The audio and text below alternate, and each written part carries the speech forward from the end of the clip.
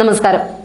പിണറായി പോലീസിനെതിരെ അംഗത്തിനൊരുങ്ങി Ernakulam DCC president Muhammad Shiyas.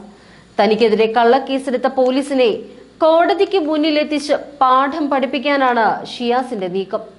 ഒരു ദിവസമെങ്കിലും ജയിലിൽ അടയ്ക്കണമെന്ന ഗൂഢോദ്ദേശത്തോടുകൂടി പോലീസ് കള്ളക്കേസെടുത്ത് പീഡിപ്പിക്കുകയാണ് എന്ന് ആരോപിച്ചുകൊണ്ടാണ് മുഹമ്മദ് ഷിയാസ് ഹൈക്കോടതിയെ സമീപിച്ചത്. ഒരേ സംഭവത്തിൽ ജാമ്യം ലഭിക്കാത്ത വകുപ്പുകളിൽ 4ഓളം കേസുകൾ എടുത്തത് ചൂണ്ടിക്കാട്ടിക്കൊണ്ടാണ് പോലീസ് പീഡനത്തിനെതിരെ ഷിയാസ് ഹർജി നൽകിയത്.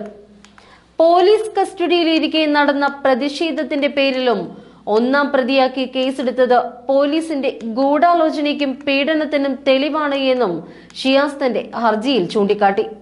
മനഃപൂർവ്വം ജയിലിലാക്കുക എന്ന ഉദ്ദേശത്തോടെയാണ് പോലീസ് പെരുമാറുന്നത് എന്ന് ഹർജിയിൽ പറഞ്ഞു. വൈകാരികവും സ്വാഭാവികവുമായ പ്രതിഷേധമാണ് കോതമംഗലത്ത് ഉണ്ടായത്. ജനരോഷം ശക്തമായപ്പോൾ ഉത്തരവാദിത്തപ്പെട്ട രാഷ്ട്രീയ പാർട്ടിയുടെ ജില്ലാ അധ്യക്ഷൻ എന്ന നിലയ്ക്കാണ് ജനങ്ങൾക്കൊപ്പം പ്രതിഷേധത്തിന് നേതൃത്വം നൽകിയത്. എന്നാൽ ജനകീയ സമരത്തിന് നേതൃത്വം നൽകിയതിന്റെ പേരിൽ വൈരാഗ്യ ബുദ്ധിയോടെയുള്ള പെരുമാറ്റമാണ് പോലീസിൽ നിന്നുണ്ടായത് എന്നും ഇത് രാഷ്ട്രീയ സമ്മർദ്ദത്തിന്റെ ഫലമാണ് എന്ന് സംശയിക്കുന്നതായും മുഹമ്മദ് ഷിയാസ് പറഞ്ഞു.